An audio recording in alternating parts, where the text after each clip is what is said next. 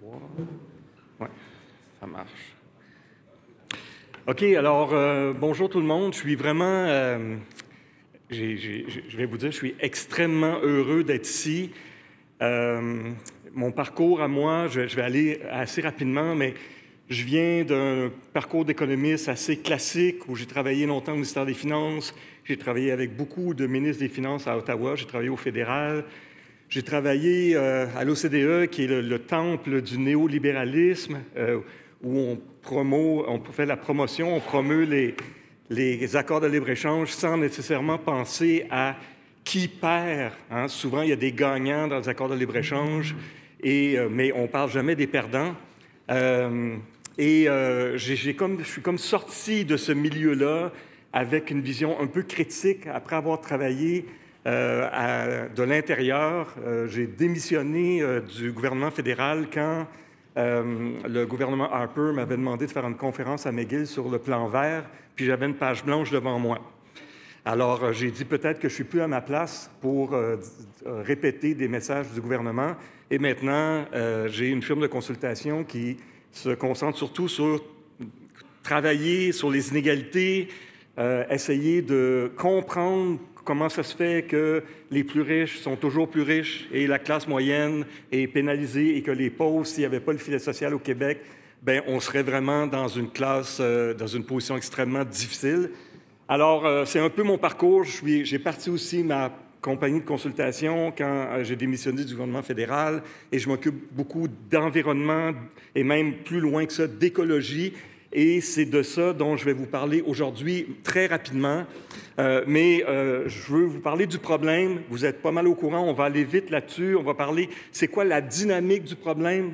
Elle est simple, c'est on consomme trop. C'est le vendredi fou aujourd'hui. Je ne sais pas pourquoi je suis là. Le timing ne peut pas être meilleur que ça. Je n'ai pas demandé à Mme Cauchy d'être ici le vendredi fou, mais le timing est parfait. Je veux parler des solutions.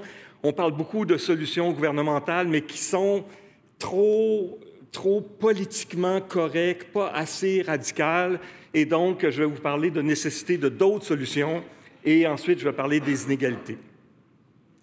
Alors, c'est quoi la nature du problème? Bien, rapidement, là, le graphique que vous voyez là, il est petit, mais on voit quelqu'un qui est né, je ne vois pas exactement, là, je ne l'ai pas devant moi, mais en bas, qui va à 70 ans, je ne sais pas c'est quoi la date, né en 1950, c'est ça? 1960? 50, on voit que cette personne-là va avoir chaud. Okay? La personne qui naît après, en 1980, en l'espace de sa vie, quand elle va avoir 70 ans, toute cette personne-là va avoir 70 ans, en 2050, elle va avoir très chaud, c'est le rouge foncé. Okay? Quelqu'un, un bébé qui est né, qui a 3 ans aujourd'hui, qui va avoir 70 ans, va être dans des conditions invivables. Okay? Donc, c'est un processus qui continue. La limite qu'on essaie de viser, c'est de limiter le réchauffement planétaire à 1,5. Aujourd'hui, au moment où je vous parle, on est rendu à 1,12. Okay? Ça augmente à peu près de 0,1 à chaque 3 ans. Okay? Donc, on voit que ça continue, puis moi, j'enseigne toujours à mes étudiants, je dis oui, on parle de carboneutralité en 2050, mais carboneutralité en 2050, c'est trop tard. Okay? Le compte à rebours, si on prend les recommandations du GIEC, c'est 2030 c'est comme si on est sur un gros bateau et puis tout le monde fait le party au pont, on joue au pool, il y a un capitaine ou une capitaine qui est dans la timonerie, elle voit l'iceberg, elle dit « il faut que je change ça avant 7 ans. Okay? » Tandis que les autres en bas disent « ah, mais ça va marcher, puis ceux qui festoient au pont, c'est aussi nos politiciens. Okay? » Quand on voit le gouvernement fédéral qui suspend le prix sur le carbone dans les maritimes, la taxe sur le carbone pendant 3 ans, c'est pas qu'on avance à petits pas, c'est qu'on recule à petits pas. Okay? Donc, pour nos enfants, l'avenir n'est pas super. Puis moi, j'ai beaucoup d'étudiants devant moi qui sont éco-anxieux, qui viennent, qui sont tétanisés, paralysés par qu'est-ce qu'on peut faire, qu'est-ce qu'on peut faire. Et il faut, moi, mon rôle, ce n'est pas un rôle de prof, ce n'est pas un rôle d'enseignant. Moi, je suis aujourd'hui, depuis 5 ans, dans une relation d'aide avec les étudiants où je leur dis, OK, viens chercher des notions, tu veux parler de décroissance, viens parler de décroissance, tu veux parler de taxe carbone, mais il faut leur redonner un pouvoir à ces jeunes-là pour qu'ils diminuent leur anxiété, puis qu'ils soient capables à nouveau de se reprojeter dans le futur. Parce que c'est ça le problème. C'est qu'est-ce que ça me donne? Moi, j'ai maintenant des filles qui sont dans mes classes où ouvertement disent « Moi, je ne veux pas d'enfant. C'est pas vrai que je vais mettre au monde un enfant dans ces conditions-là. » Ce que je ne voyais pas il y a 5 ans. Okay? Donc, les choses changent et il faut en tenir compte. Okay? Donc, je vous ai donné un exemple ici, un autre, je passe vite là-dessus, mais ça, c'est dans Estrie, par exemple. Bien, vous voyez, en 1981-90, je vois mal les chiffres parce que je ne l'ai pas devant moi, mais c'était autour de, est-ce que c'est 18,2 degrés. Okay? Si on s'en va en 2041, ça, c'est les projections d'Uranos, un institut climatique québécois, on voit que ça augmente de 3,1 degrés. Okay? On voit que ça devient de plus en plus rouge. Okay? Il est possible, le sud du Québec est une des régions du Québec qui va être le plus affecté rapidement par les changements climatiques. Okay? On ne sait pas s'il va y avoir de la neige au Morford en 2035. Okay? Alors, vous voyez ici, on devient de plus en plus rouge. 2071, okay? Donc, c'est quoi? 2,5, 6 degrés de plus. Okay? C'est toujours la même histoire que j'ai racontée. Le nombre de jours au-dessus de 30 degrés, on sait que c'est difficile. On cherche les airs pour se rafraîchir. Moi, je viens d'un petit village qui s'appelle Austin. Il y a 9 lacs qui sont là. Ils sont tous privés et tous les terrains qui sont autour des lacs aussi sont privés. Et on essaie de trouver une façon pour que les 25 de notre population qui n'ont pas accès à l'eau, l'été, puissent trouver un corridor quelque part entre 2 voisins pour aller se rafraîchir. Okay? Donc, c'est là où on est rendu, où il ne faut pas juste penser aux thermopompes, mais il faut penser à où est-ce qu'ils sont les aires où les personnes âgées ou les personnes vulnérables peuvent aller se rafraîchir sans rester confinés dans la maison avec un air climatisé s'ils peuvent se le payer. Alors, le problème, c'est quoi? Bien, c'est réaliser, ces 4 boîtes-là résument mon propos. On est le vendredi fou, on veut plus d'objets, on a plus de véhicules. Hein, on est rendu au Québec à 1,05 véhicules par personne. Okay? Plus de bâtiments, on construit de plus en plus dans la zone à l'extérieur des grandes villes et on mange plus. Okay? Donc, ces 4 facteurs-là, plus d'objets, plus de véhicules, plus de bâtiments, plus de calories, c'est de la surconsommation. Okay? Est-ce qu'on a besoin de consommer autant? En économie, dans à peu près toutes les écoles de gestion, on dit qu'il faut de la croissance. Okay? Et de la croissance, 60 de cette croissance-là, c'est de la consommation. Donc, le système économique est vraiment biaisé en faveur de la croissance. Quand on parle des accords de libre-échange, c'est pourquoi est-ce que les gouvernements poussent autant les accords de libre-échange? C'est parce qu'on suppose que ça va augmenter le PIB. Si le PIB augmente, ça veut dire que les revenus augmentent, pas pour tout le monde, mais en général. Ça veut dire que si le revenu moyen augmente, la consommation augmente. En économie, on associe le bonheur ou la satisfaction à la consommation. Plus je consomme, plus je suis heureux. Okay? C'est ça la base du système économique qu'on appelle l'économie de marché. L'autre chose que je veux vous montrer, c'est quand on dit qu'il faut faire un effort, okay? Peut-être moins consommer, moins voyager ou moins manger de viande à cause du méthane, c'est que ce n'est pas tout le monde qui a à faire le même effort. Okay? Vous voyez le tableau que je vous montre, je montre l'empreinte carbone par tranche de revenus. Bien, vous voyez qu'en général, on va dire la classe moyenne, on va le prendre les 40 suivants, la deuxième ligne, c'est 21 tonnes par personne par année. Les personnes qui sont dans le 1 le plus riche, c'est 190 tonnes par personne par année. Ça, c'est les chiffres au Canada en 2021. La norme qui est compatible, l'empreinte carbone qui est compatible avec le 1,5, la limite de 1,5, c'est 2. Okay? Donc, on voit très bien que l'effort à faire, bien, il est énorme, surtout pour les gens qui sont plus riches, okay? Qui prennent l'avion 5 fois par année. Je fais souvent la blague avec mes étudiants, peut-être que la personne qui habite sur le bord du lac Memphremagog devrait vendre son 3e hydravion. Okay? C'est sûr qu'il y avait le bleu, blanc, rouge, mais peut-être qu'il faut qu'il sacrifie le rouge. Okay? Alors, les solutions bien établies, c'est ce qu'on appelle en économie traditionnelle la croissance verte. La croissance verte, c'est quoi? C'est on veut de la croissance pour ce que j'ai expliqué tout à l'heure, parce qu'il y a plus de revenus, plus de consommation, donc je suis plus heureux, en principe. OK? Mais cette chose-là, on va la verdir. Autrement dit, je vais acheter de plus en plus de choses pour faire travailler du monde puis avoir un revenu, mais en achetant des choses qui sont plus écologiques. Okay? Mais le problème, ce n'est pas qu'on ait des produits plus écologiques. Le problème, c'est d'acheter de plus en plus de choses, okay? Et qui amènent de plus en plus d'émissions de GES. Okay? Alors, croissance verte, développement durable, économie circulaire, ça veut dire recycler le plus possible. Tout ça, la taxe carbone. En économie, on dit toujours que si on veut faire changer des comportements qui sont nuisibles, par exemple les émissions de GES ou consommer trop de sucre ou consommer trop de cigarettes, on met des taxes. On n'est pas capable de contrôler le prix que les entreprises vont fixer, mais le gouvernement peut dire il y a trop de gens qui fument, trop de cancers, ça congestionne nos départements de pneumologie à l'hôpital, on va mettre une taxe sur les cigarettes.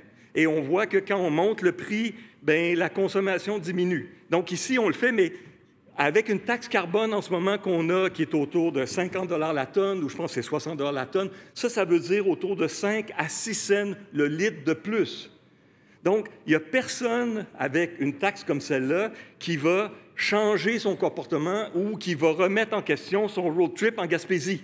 Okay? Et la taxe, elle marche si elle arrive à faire changer le comportement. Okay? Donc, on a des pays comme la Suède où ils ont une taxe de 200 $ la tonne. Les modèles du GIEC nous disent qu'on devrait être à quelque chose aux 400 $ la tonne. Okay? Au Québec, le marché du carbone nous donne un prix de la tonne carbone de 37 $.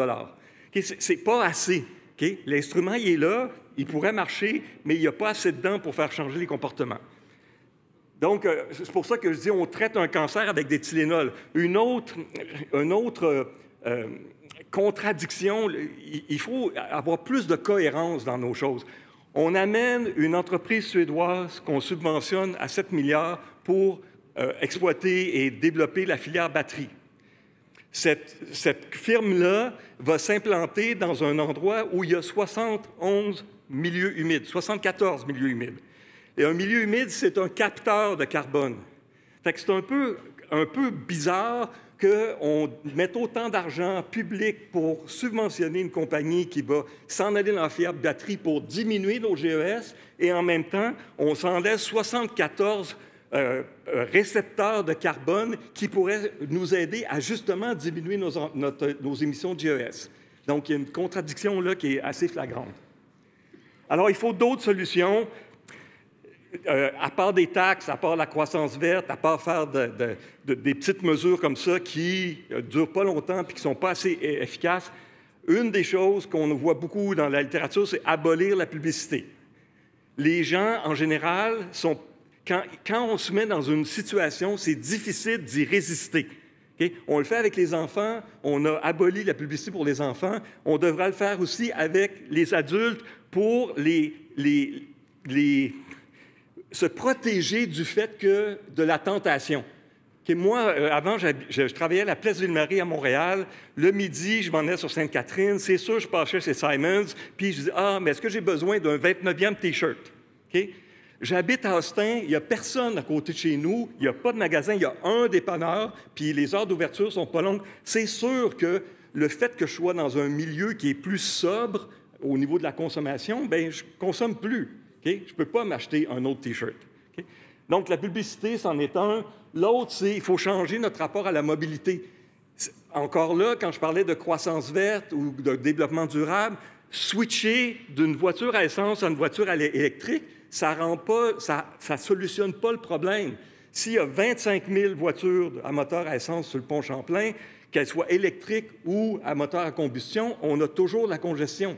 Donc ça, c'est comme substituer un type de véhicule pour un autre, mais ça ne règle pas le problème à la base. À la base, c'est qu'il faut changer comment est-ce qu'on se déplace. Okay?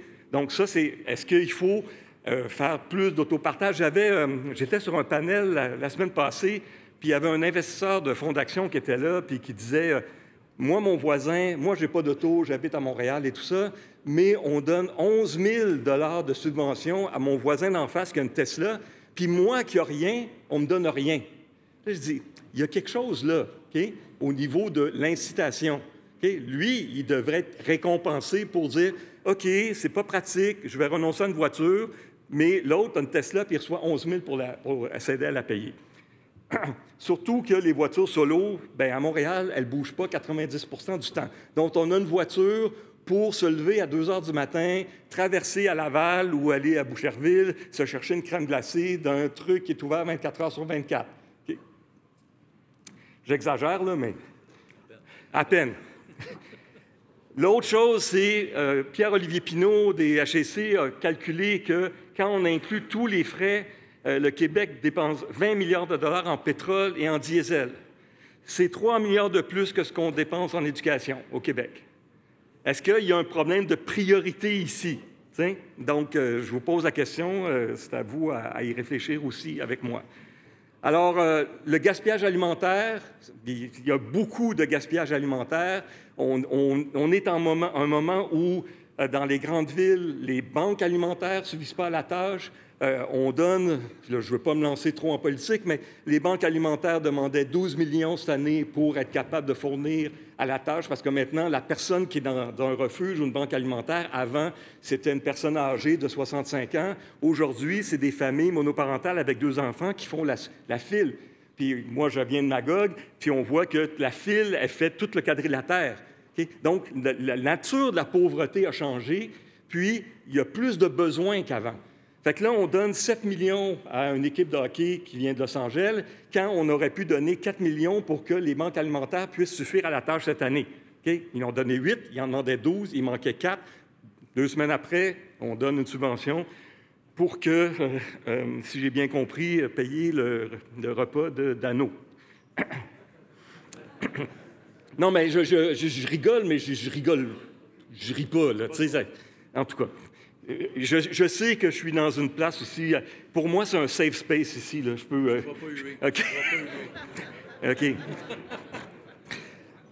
Alors, une autre chose qu'il faut changer, c'est si on voulait changer les choses, la consommation de viande, ça émet du méthane. Le méthane, c'est un gaz qui est 75 fois plus réchauffant que le carbone. Okay? Donc, si on voulait changer les choses, on pourrait tout de suite régler les choses en disant, OK, je vais vraiment diminuer ma consommation de viande et on verrait un effet très rapide parce que le méthane est plus réchauffant que le carbone. Donc, si on voulait faire une affaire rapide pour avoir des résultats rapides, ce n'est pas subventionner les voitures électriques, c'est subventionner les gens qui décident d'acheter plus de légumes puis de manger des repas qui sont moins carnés. Alors ici, je vous ai donné un exemple. Je vais aller vite là-dessus, mais il y a de la littérature sur quelles sont les choses qu'il faut faire au niveau individuel. Okay? Donc, là, ici, j'ai mis les 5 premiers. Donc, l'empreinte carbone d'un Québécois moyen, c'est 15 tonnes par personne par année. On pourrait vivre sans véhicule, utiliser une voiture électrique, supprimer un vol en avion de moins, devenir vegan. Si on fait tout ça, on arrive à moins 8,3. Okay? Donc, on diminue de 55 % par ces 5-là. Mais même si on faisait ça, si moi, je devenais complètement vegan, que je n'ai pas d'auto puis que je ne voyage plus, il me resterait quand même, pour arriver aux 2 tonnes par personne par année, il me resterait 42 % d'efforts à faire. Donc, on voit quel est c'est ça qui est tragique. C'est pour ça que nos jeunes sont aussi découragés. On voit tout l'effort à faire. On voit le compte à rebours qui fait son tic-tac, qui nous reste jusqu'à 2030 avant de changer les choses. Puis là, on voit nos gouvernements qui font pas grand-chose finalement, ou qui au moins s'ils allaient dans la bonne direction, mais non, en général, ce qu'on voit, c'est qu'ils reculent. Okay? Là, j'ai plus mon chronomètre, mais j'imagine que c'est correct. Donc, ici, c'est les individus, les entreprises doivent faire leur bout de chemin.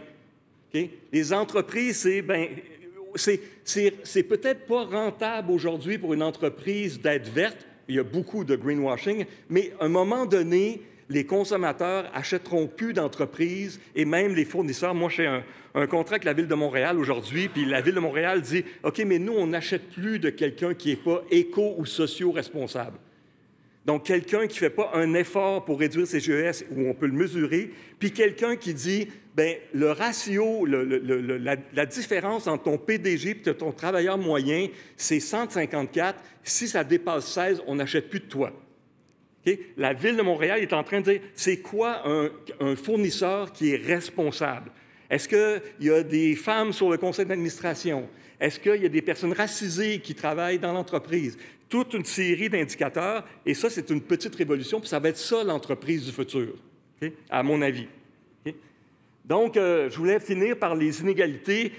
On parle beaucoup de personnes qui, oui, la croissance verte, et puis oui, la transition énergétique. Puis hier, j'entendais quelqu'un qui disait, ah oui, c'était les assises de l'économie circulaire, l'intelligence artificielle. Ça va optimiser nos processus. Okay? Mais c'est qui va pouvoir se payer l'intelligence artificielle?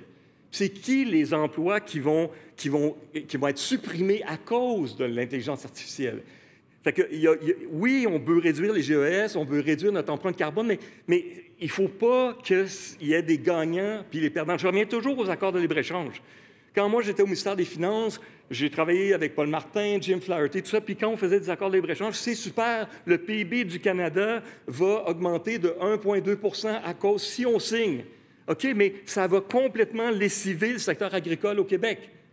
Ouais, mais tu sais, il faut des perdants, puis on va leur donner 300 millions, puis ils diront rien. OK, fait que il faut, c'est pas acceptable de faire ça. OK? Donc, pourquoi? Pour augmenter le PIB, qui va... Bien, moi, je travaille beaucoup sur les inégalités, puis ce qu'on voit en ce moment depuis 1982, c'est, je vous le dis, là, on va sortir une étude le 12 décembre, mais on voit que depuis 1982, au Québec et au Canada, bien, les pauvres, le revenu des pauvres est resté, a continué à croître à cause des programmes sociaux qu'on a, le filet social au Québec. En général, la classe moyenne, les gens qui gagnent entre 50 et 95 000, ça a augmenté de 1 à 2 okay? Puis on voit le 1 des plus riches, c'est 50 d'augmentation. Le 0,1 c'est 100 d'augmentation. Puis le 0,01 les gens qui gagnent 2 millions et plus, c'est 150 d'augmentation. Fait que tu vois que la tarte, elle augmente, mais la part qui va à chacun, toi le riche, toi l'ultra-riche, toi la classe moyenne, c'est pas réparti également. Ça va toujours en se détériorant.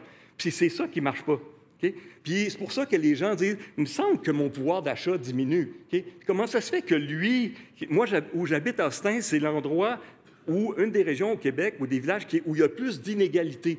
Okay? On a des gens qui ont un petit logement sur la rue Millington où ça coûte 100 000 $ pour acheter la maison. Puis on a à côté des ultra-riches qui ont des maisons de 12 à 15 millions sur le bord du lac Memphremagog. Okay? Ces gens-là, ils vont au même dépanneur, OK? Mais il y a des... Puis là, je nommerai pas de nom, mais il y a des gens qui viennent en hélicoptère chercher leur croissant le samedi matin. Okay? Moi, quand je suis arrivé là, je dis pourquoi il y a un grand terrain qui n'a rien? Mais c'est parce que des fois, madame, quelqu'un arrive, puis il fallait un héliport. OK. OK. C'est correct. Moi, je viens de Huntsic à Montréal, là, on n'avait pas d'héliport. OK? Fait que... OK, il me reste combien de temps? 18 minutes. OK, c'est parfait. Alors, quand on parle d'inégalité, ce n'est pas juste les pays riches versus les pays pauvres. Le problème qui est des changements climatiques, il est simple. C'est les pays riches qui ont pollué la planète et c'est les riches dans ces pays riches-là. C'est pour ça que je vous ai mis le 190 tonnes par personne par année et 190 à 2, il y a tout un chemin à faire. Alors, il faut regarder qu'est-ce qui se passe, pas juste entre les pays pauvres puis les pays riches. Je vous donne un exemple. Quand il y a eu l'accord de Paris, il y a eu un accord qui disait, bien, l'accord de Paris, c'est 2 semaines de négociation. On arrive le vendredi, puis on va signer sur, il faut limiter le réchauffement à 2 degrés. Là, tout le monde vote, 192 pays. Il y a une main qui se lève et qui dit, c'est Tuvalu. un archipel à côté de l'Australie, qui dit, bien, nous, on ne peut pas signer le 2 degrés parce qu'à 2 degrés, on est inondé. On n'est plus là. Fait que je ne peux pas signer ça. Alors, à la dernière minute, ils ont ajouté 1,5 si possible. Et là, il y a 2 semaines, l'Australie a commencé à signer un accord avec Tuvalu où il va y avoir, ils sont 11 000 sur l'île, il va y avoir 250 réfugiés climatiques qui vont passer de Tuvalu en Australie à chaque année. Parce qu'eux autres, ils savent qu'ils disparaissent d'ici 2030. Donc, c'est pour ça qu'ils n'ont pas signé. Donc, quand on parle d'inégalité nord-sud, c'est de ça dont on parle.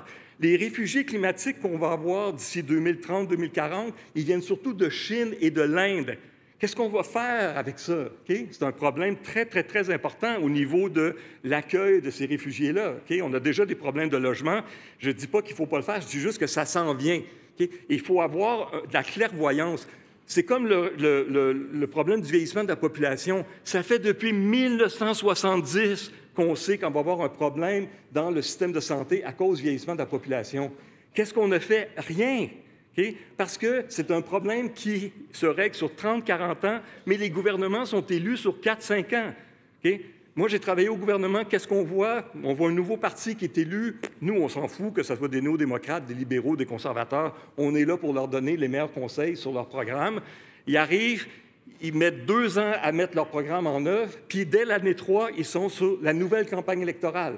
Fait que les changements climatiques, là, le vieillissement de la population, le décrochage scolaire, c'est bien loin sur leur radar. Alors, je vais juste prendre une gorgée d'eau. Alors, un des problèmes d'inégalité, à part le nord-sud, c'est la place des femmes. Donc, les femmes vont être beaucoup affectées par les changements climatiques. Ils ont 14 fois plus de chances de mourir dans une catastrophe climatique que les hommes. Ils sont affectés de façon disproportionnée. Ils représentent 70 des personnes qui vivent sous le seuil de pauvreté et 60 des femmes, des personnes qui souffrent chroniquement de la faim. Donc, c'est elles qui vont être ce qu'on appelle les premières sentinelles à être affectées par les changements climatiques.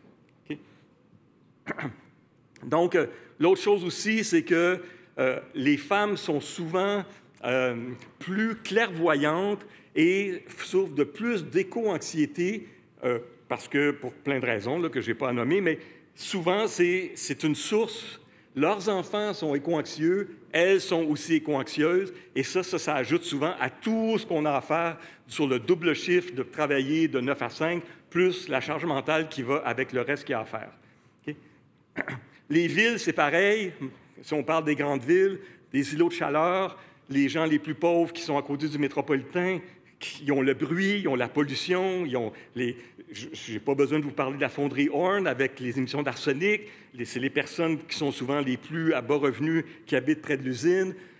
C'est épouvantable. Donc, on voit que l'exposition à la pollution fait que ça affecte les pauvres et plus que les classes les plus riches.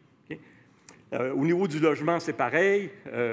Donc, il faut des logements bien isolés. Si vous êtes dans un taudis, puis vous n'avez pas les moyens, ou vous habitez à plusieurs dans des fenêtres qui sont complètement non calfeutrées, où l'air passe, bien, vous allez être aussi affecté parce que vous n'avez pas les moyens, vous, de vous acheter des nouvelles fenêtres parce que vous n'avez juste pas l'argent pour faire ça. Les régions rurales, bien, c'est pareil.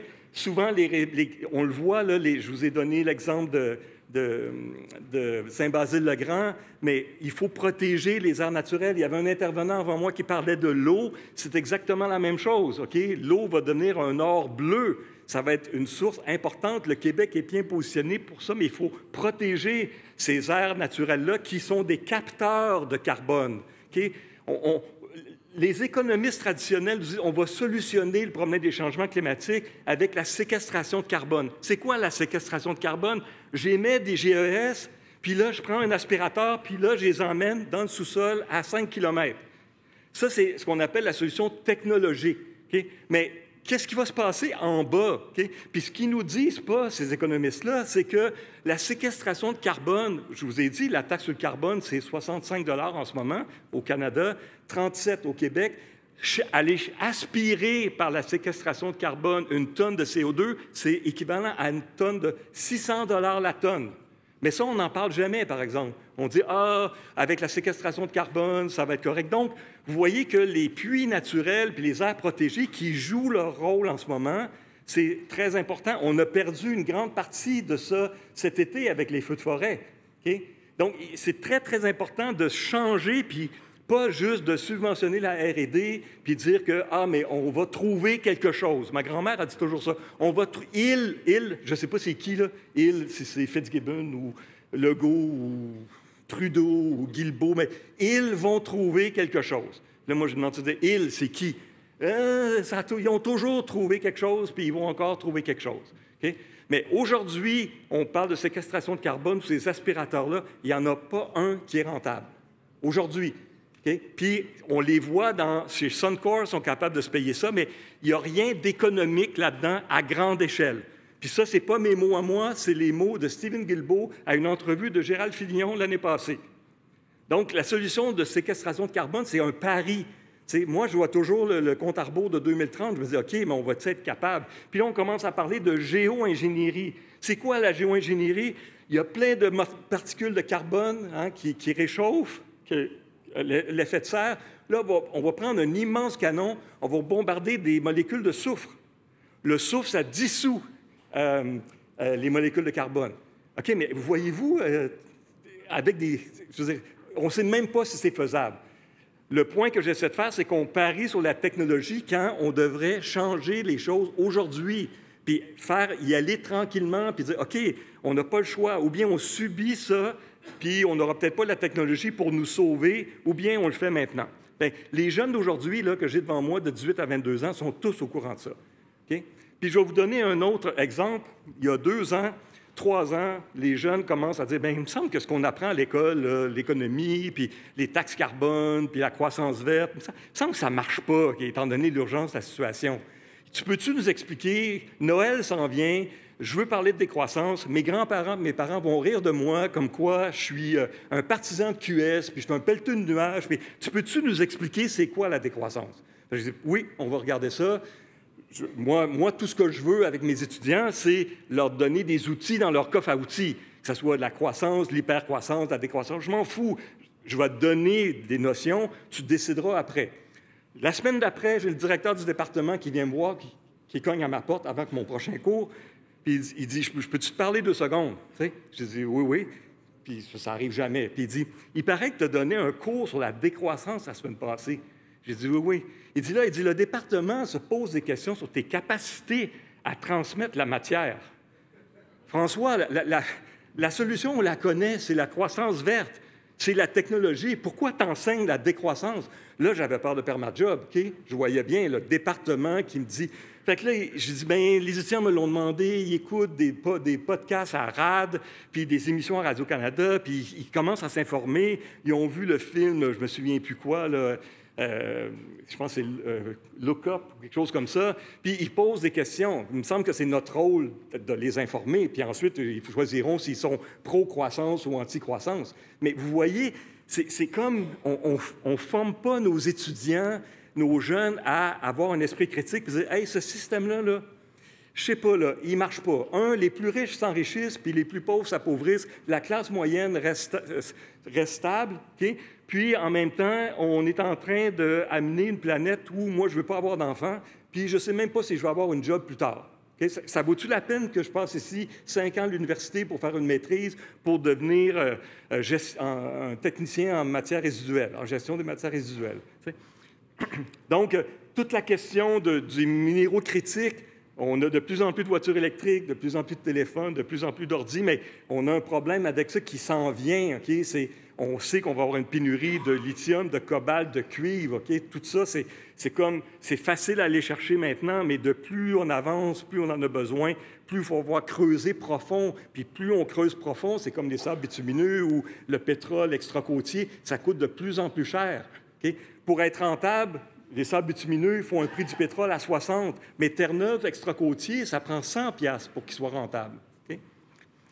Alors, j'accélère. Okay? Donc, il faut qu'il y ait une transition juste. Ce n'est pas juste des mots, ça, c'est vrai.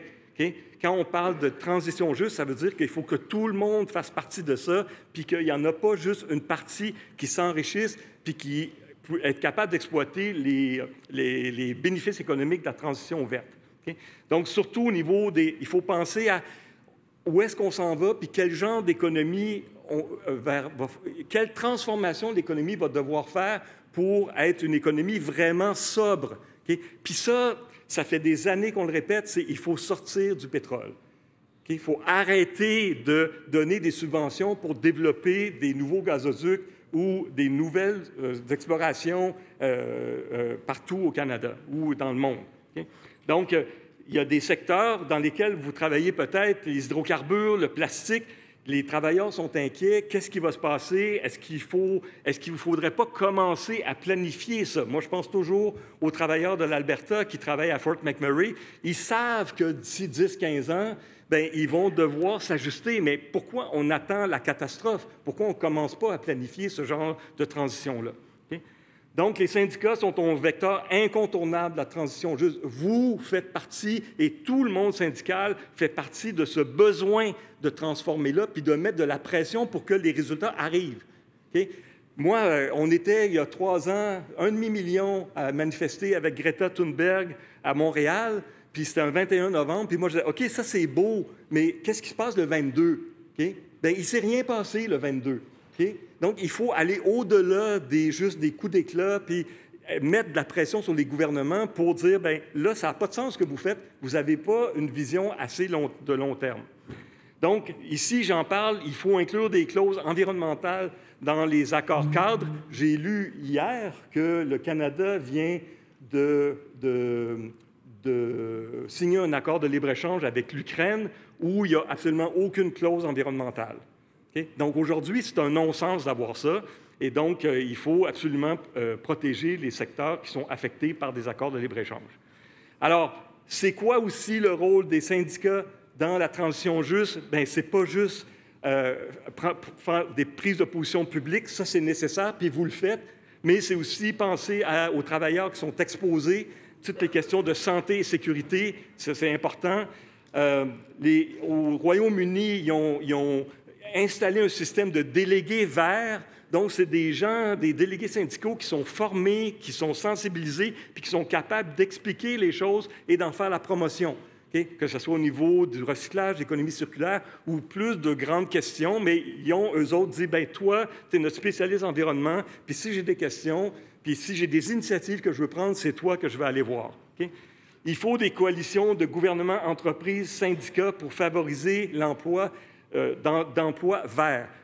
On n'a pas le choix. Je suis en train de faire un mandat avec Enviro Compétences. Quels sont les emplois qui vont disparaître, puis quels sont les nouveaux emplois qui vont réapparaître ou qui vont apparaître? On n'avait pas de techniciens en qualité d'eau, ou on avait très peu, mais on sait que ça va être une demande très forte pour nos étudiants. Donc, c'est important pour eux plutôt de s'en aller en économie des ressources naturelles pour aller travailler à Calgary, par une industrie pour Suncor, bien, il sait peut-être qu'il peut aller travailler pour une municipalité qui va faire plus la promotion des sources d'eau qui sont plus saines. Okay? Alors, merci beaucoup. Les questions. Oui. Un peu de questions de la salle.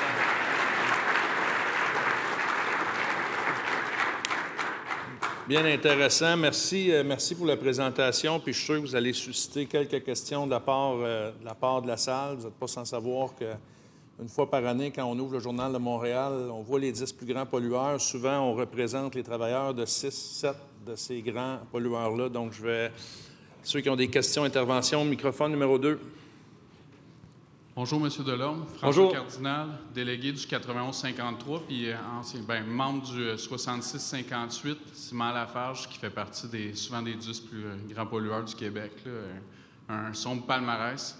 La transition juste, là, on a fait un bon bout là-dessus comme organisation, OK? Parce que quand ça avait été repris par notre lobby, là, par la FTQ, la transition juste avec les groupes environnementaux, ça a inquiété beaucoup de nos membres, ça. C'est parce que la manière que le discours était compris, c'était que, oui, il va y avoir des pertes d'emploi dans certains secteurs, mais il va falloir s'assurer de requalifier ce monde-là. Mais moi, mes membres n'aimaient pas ça, entendre ça à l'époque. Pourquoi? Parce que les gars que ça faisait 15, 20 ans, 10 ans qu'ils travaillaient à la cimenterie, eux autres, ce qu'ils voulaient, c'était de travailler à la cimenterie, pas se refaire requalifier. Puis ça, faut faire attention à ça. Puis je pense qu'on a été entendu là-dessus, puis le discours a changé un peu, parce qu'il y a on le sait qu'il y a des solutions qui existent aussi pour ces entreprises-là, mais le nerf de la guerre étant l'argent, ils les utilisent pas, ces solutions-là. Fait que, moi, la question que j'aurais pour vous aujourd'hui, c'est, là, j'ai entendu parler de faire de la pression politique, on en fait, mais comment qu'on pourrait outiller nos syndicats locaux avec leurs employeurs pour faire changer cette mentalité-là? Parce qu'éventuellement, oui, on fait de la pression, c'est le gouvernement, mais au day-to-day, là, avec nos syndicats vis-à-vis de leurs employeurs, avez-vous réfléchi à quelque chose qu'on pourrait utiliser, nous, comme outil? Oui. Bien, merci beaucoup pour votre question. C'est vraiment intéressant, puis je pense que c'est le cœur d'un problème très important. Je n'ai pas de réponse. Okay? Moi, on pose des questions, puis je pense que déjà, si on pose les bonnes questions comme vous faites, c'est déjà une bonne partie du problème, de la solution. Mais je pense qu'il faut faire comprendre aux entreprises que là, il y a peut-être une pièce à faire en ce moment, mais ils vont subir tout ça, okay? Puis il va y avoir des contraintes qui vont s'imposer dans les industries polluantes, puis il faut déjà prévoir ça. Tu sais, quand j'ai parlé là, des travailleurs à Fort McMurray, bien, eux autres aussi, c'est la même chose. C'est normal qu'ils soient inquiets, mais c'est normal que le gouvernement dise « on sait ce qui s'en vient, puis on n'a pas beaucoup de temps ». Ce qui est intéressant avec le problème climatique là, pour les étudiants, c'est si on parle de vieillissement de la population ou de décrochage scolaire ou de santé, des conditions de travail de nos infirmières puis nos infirmiers, puis c'est toutes des affaires qui peuvent être remises dans le temps. Okay?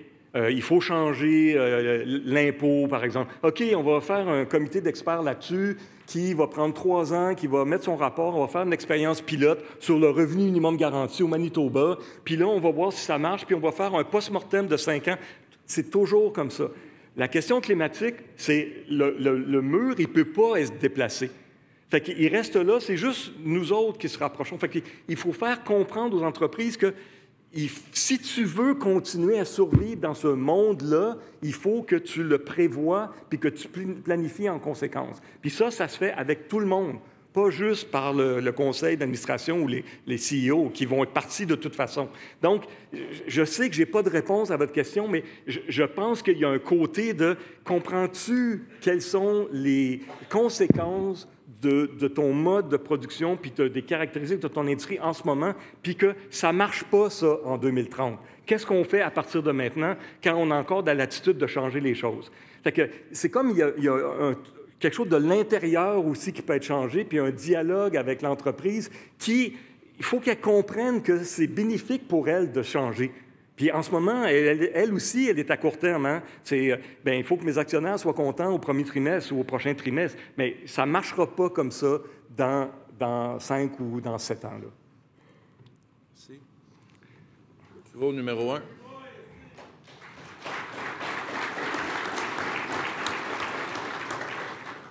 Bonjour. Merci pour votre présentation. C'était très instructif. David Morin, section locale 8644, chantier Chibougamau. Nous, on est des capteurs de carbone. On fait de la 2e transformation, 3e transformation à partir du bois. C'est pas tant une question comme un constat aussi que de vision à court terme. Là, tout le monde sait qu'il y a eu un épisode historique de feu de forêt, là. Une année exceptionnelle qui, malheureusement, va probablement se répéter avant, plus vite que les derniers. Là. Ça va peut-être devenir la norme. Mais juste au niveau de la gestion des feux de forêt, on entendait dire, nous autres, on a comme une limite nordique au Québec d'exploitation de la forêt. T'sais. Au-delà de ça, on considère que les forêts ne poussent pas assez vite, le bois est trop petit, on ne l'exploite pas. Puis quand il brûle, on le laisse brûler. T'sais. Fait qu'on laisse brûler, mais on sait que ça émet du carbone en tabarnouche. Puis, on sait aussi qu'avec le réchauffement climatique, la forêt boréale, elle va monter vers le nord. Ce qui n'est pas exploitable là va probablement l'être dans 20 et 30 ans. Puis des érablières en Abitibi, il va probablement en avoir aussi. T'sais. Ça va changer. Fait que, encore là, on a de la vision à très, très, très court terme de nos entreprises. T'sais. Fait que je pense qu'il y a une réflexion. C'était ça, mon commentaire là-dessus. Merci. Merci. Merci, David. Micro numéro 2. Martin Labbé, section locale 94-14. Je suis responsable du dossier environnement pour le syndicat des métallos. J'ai représenté Métallo à la COP26, à la COP27. On a fait beaucoup de lobby sur la transition juste. On a travaillé beaucoup avec nos membres sur la transition juste. On a même un article qu'on inclut dans nos conventions collectives aujourd'hui. Merci beaucoup pour la présentation parce qu'on voit tous les autres volets où les gens peuvent le faire individuellement. Mais notre problème, qu'on fasse le lobby partout, c'est que le gouvernement n'a pas de plan. Ils vont dire qu'ils ont des plans, des mesures saupoudrées. Il n'y a pas de plan global. Puis à toutes les fois, on dit la même chose, tant au Canada qu'au Québec. À la COP, ils nous écoutent, c'était écœurant. Ils sont là, ils s'assoient avec nous autres. Quand on arrive ici, ils nous ignorent. On demande des comités de transition juste au fédéral puis au provincial. On se parle un peu au fédéral. Au Québec, le micro sont fermés, on ne se parle pas. Il n'y a pas de plan, il n'y a rien. Donc, ça nous fatigue beaucoup. Mais on continue à le faire au syndicat des métallos localement. On va travailler beaucoup encore sur la transition juste. Notre problème dans nos gros pollueurs, nos employeurs, pour avoir parlé à quelques-uns, ils ne diront jamais micro ouvert, mais la captation carbone, là, ça ne fonctionne pas. Des milliards de dollars pour capter 5 % du carbone qu'ils produisent, ça ne fonctionne pas. Donc, c'est de l'éco-blanchiment. On a rencontré les plus grandes cimenteries du monde quand on était à la COP. Même chose, ça ne fonctionne pas. La carboneutralité, oui, mais pas par là. Donc, on est inquiet. On a hâte qu'il y ait un plan qui soit fait. Donc, ma question, c'est comment on peut travailler ensemble puis s'assurer que le gouvernement dépose un vrai plan à un moment donné. Je comprends que c'est difficile, mais on travaille tous là-dessus, mais je ne sais pas si vous avez une réponse à ça. Bien, c'est une autre bonne question, mais j'ai pas de réponse, puis je suis complètement d'accord avec vous, tu sais. Moi, ça fait comme 10 ans que je travaille là-dessus. Je suis à la veille là, de me rouler en boule dans mon garde-robe, tu sais. Mais je lâcherai pas. Puis la seule raison pour laquelle je lâche pas, c'est à cause de la fille ou du jeune garçon qui est devant moi puis qui dit « Comment est-ce que tu peux m'aider? » OK? Comment est-ce qu'on peut reprendre du pouvoir là-dessus? Puis moi, vraiment, là, j'ai proposé beaucoup de choses. On est passé d'une phase où on appelait ça l'atténuation. Jusqu'à il y a 5 ans, là, OK? C'est comme, OK, il faut mettre des taxes carbone, puis tout ça. Puis là, on s'est aperçu maintenant qu'il est trop tard pour les taxes carbone. Même si on mettait des taxes carbone très élevées, ça ne changerait pas. Là, on est rendu dans l'adaptation, vous l'avez dit. OK? C'est comme, OK, on va être dans le trouble. Comment est-ce qu'on peut faire pour... Il va pleuvoir. Il faut que je me trouve un parapluie quelque part. Okay? Mais c'est pas, il faut que je gagne de l'argent pour acheter un parapluie, ou que je me protège de la pluie. Fait que, on avance vers quelque chose qui est de plus en plus grave, de plus en plus critique. Puis je vais vous le dire, moi, je trouve les gouvernements complètement irresponsables. Okay? Puis je ne suis pas le seul à le dire. Là, prenez Guterres, là, le secrétaire général de l'ONU, il est tellement toujours... Il n'y a plus d'adjectifs, je pense, pour dire combien la situation est urgente. Fait que moi, je me suis reporté sur, c'est la génération plus jeune qui, elle, dit « Hey, wow, nous, on va subir ça. » Puis je me dis, toi, tu es le prochain DG d'Équiterre, tu peux aller militer dans des syndicats, tu peux changer les choses de l'intérieur parce que le système semble trop inerte, ça ne change pas assez vite. Puis on a un ministre de l'Environnement là, qui s'est enchaîné à tour du CN. Là. Je veux dire, qu'est-ce que tu veux de mieux pour pousser les choses? Bien, il y a 2 semaines, il a suspendu une partie de la taxation carbone. Tu dis, OK, puis il me dit, je ne démissionnerai pas. OK? Mais qu'est-ce que ça va prendre pour qu'il démissionne? OK? Donc, ce que je veux dire, c'est que, quelque part, il faut que ça vienne d'ailleurs. Moi, je ne crois plus vraiment à la conscience des gens. La sensibilisation, c'est correct. Je vous ai parlé du demi-million à Montréal en 2021 ou 2022. Ça n'a pas changé les choses. J'ai parti le pacte. Le pacte, je ne sais pas si vous l'avez sûrement signé avec Dominique Champagne et Vincent Gratton. On est passé à tout le monde en parle. Tout le monde, le gros hype. Ça a tombé après. Okay? Donc, la sensibilisation, c'est bien, mais ce n'est pas assez. Donc, il faut un mouvement qui vient de l'intérieur. Puis moi, j'ai beaucoup confiance à la génération des jeunes qui vont dire « Hey, nous autres, on va subir ça. Okay? » Puis c'est pas vrai qu'on va vous laisser garder les manettes, vous, des hommes de quinquagénaires blancs qui sont des politiciens professionnels, de faire ça, puis on ne laissera pas faire ça. C'est ça qu'ils me disent. Bien, moi, ça me donne espoir à continuer à leur donner des notions pour être capable, pas seulement de dealer avec le ministre de l'Environnement, mais avec le ministre des Finances. OK? Merci. Microphone numéro 1. J'avais dit que c'était la dernière fois, mais c'était à ce micro-là.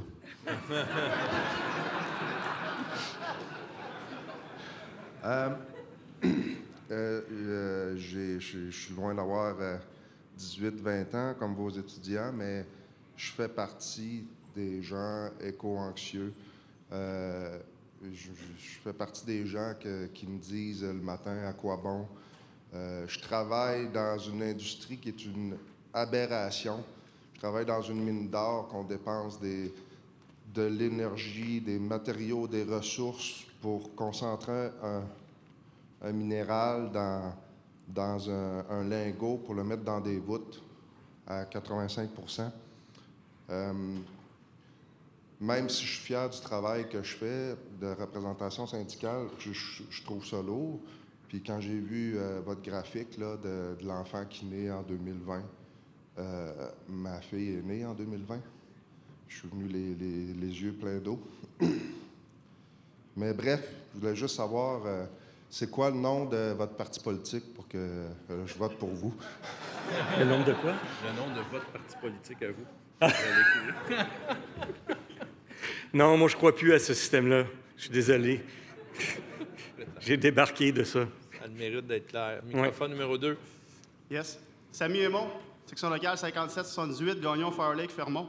On est tous d'accord avec la transition juste. Là. Je pense que ça, il faut le faire. Moi, je travaille dans une grande entreprise, ArcelorMittal, une mine de fer. Mais j'ai accroché sur un bout de votre discours, par exemple, quand vous dites qu'il faut commencer à augmenter les taxes par rapport à l'essence, par rapport au monde, pour qu'il ait pu faire son road trip en Gaspésie. Moi, j'ai de la misère avec ça. Parce que ça va toucher l'économie des régions, puis il y a des emplois qui vont être touchés là, par rapport à ça. Il faut faire attention. Oui, il faut s'occuper des entreprises. Ça, je suis d'accord. Il faut qu'ils payent le juste part puis qu'ils diminuent leur empreinte. Ça, je suis d'accord. Mais de commencer de prendre personne par personne puis qui vont payer plus pour plus qu'ils aillent en région puis plus qu'ils aillent faire leurs activités alors que les entreprises, eux autres, ils s'en sauvent. J'ai de la misère avec cette partie de votre discours-là. Mais vous savez, je suis d'accord avec vous. OK? Parce que ce qu'on veut, c'est pas juste la taxe, c'est un package, tout ça. Okay? La taxe, on dit, OK, il y a une taxe, mais il y a des gens qui vont être touchés, vous venez de le dire, par ça. Okay? Les personnes en région rurale qui ne peuvent pas se passer d'une auto, il n'y a pas de voiture électrique, ou bien c'est trop cher. Hein? Le prix d'une voiture électrique, aujourd'hui, je pense que le prix moyen, c'est 60 000. Il faut, les gens qui sont les plus pauvres, okay? Les bas revenus, il y a un système, puis on l'a au fédéral, mais on n'en parle jamais de ça. Oui, il y a une taxe, mais c'est pour ça que j'ai mis le 190 tonnes par personne. Okay? C'est eux qui doivent contribuer en premier. Okay? Mais le système, dans une économie capitaliste, là, je ne voulais pas dire ce mot-là, là, je m'excuse. Là. Je ne peux pas le dire à l'université. L'économie de marché, OK? T'es pas à l'université, ça. T'es au syndicat des métallos. L'économie capitaliste, OK?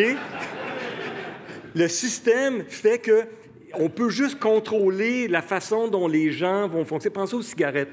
Okay? Fait que, oui, on peut utiliser les taxes, mais pas juste la taxe. Il faut autre chose avec ça pour s'assurer qu'il y a les gens qui vont être compensés s'ils subissent la taxe d'une façon qui les pénalise, mais que les vrais pollueurs, eux autres, ils vont payer.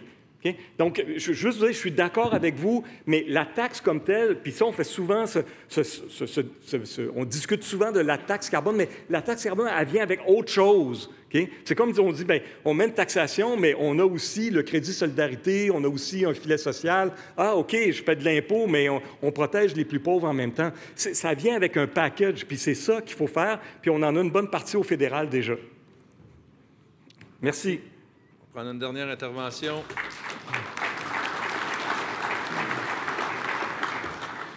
Microphone numéro 1. Éric Blondin, local 84-56. Moi aussi, j'ai une petite voix maganée, un petit peu comme Maud. C'est sûr qu'au niveau de l'assurance, en tout cas, moi, je pense qu'on va avoir un petit peu de misère à passer à travers tout ça, là, surtout à cause de la surconsommation. Bien, je pense pas qu'on surconsomme là, parce qu'on veut se gâter à tout prix, mais je pense qu'on surconsomme surtout pour remplacer des objets là, de mauvaise qualité. Tant il y a aussi longtemps qu'on ne produira pas des objets de bonne qualité, bien sûr et certain, je pense qu'on va courir à notre perte là, sur un moyen temps par ça. Fait que je pense que la solution passe par là d'abord et avant tout. Puis par rapport au pétrole, ben je pense pas qu'on va se débarrasser de tout ça du jour au lendemain. Si on regarde juste aux États-Unis, je pense que c'est ce qui les positionne vraiment dans une puissance mondiale. Le fameux pétrole qui va financer le pays, qui va financer leurs armées. Là. Donc, je pense que si on essaye de se prendre de cette voie-là, on n'est pas sorti du bois. Donc, c'était mon opinion. Merci. Merci.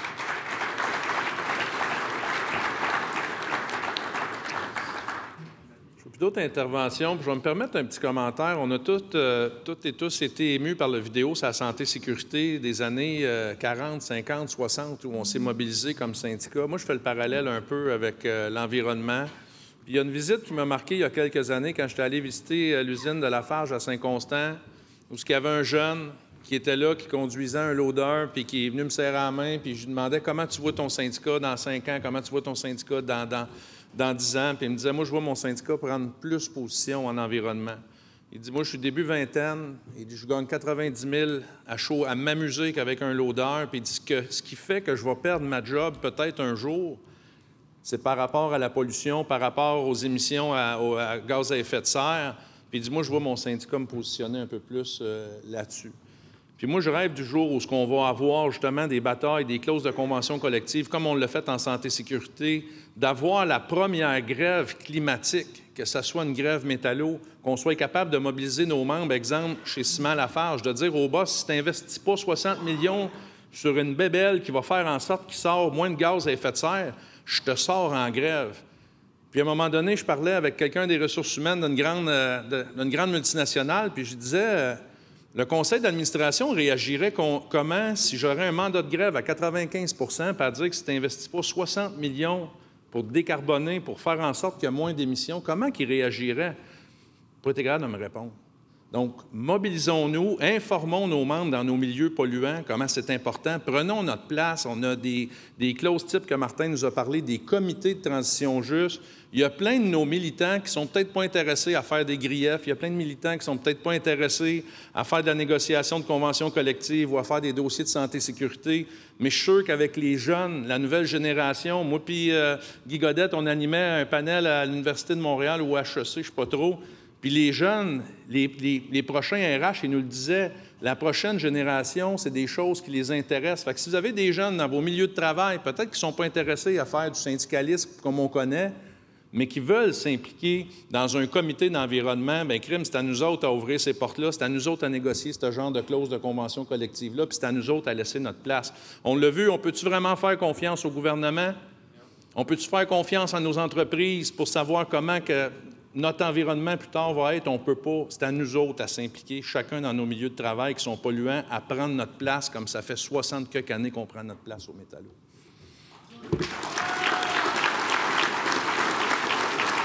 Quelque chose,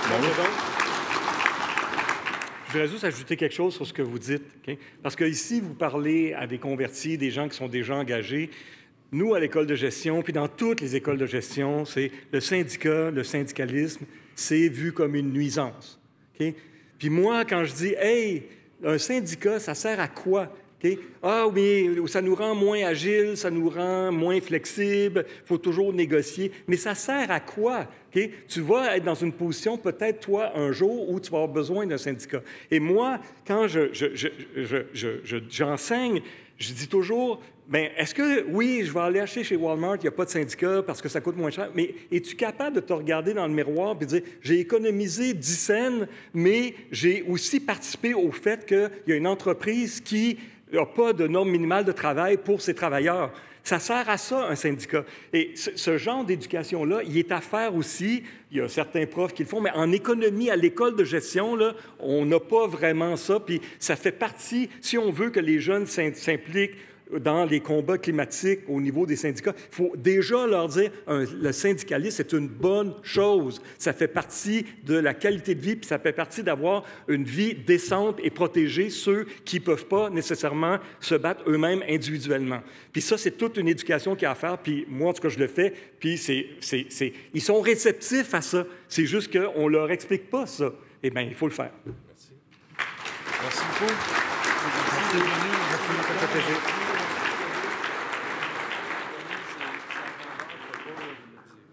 Merci. Merci beaucoup.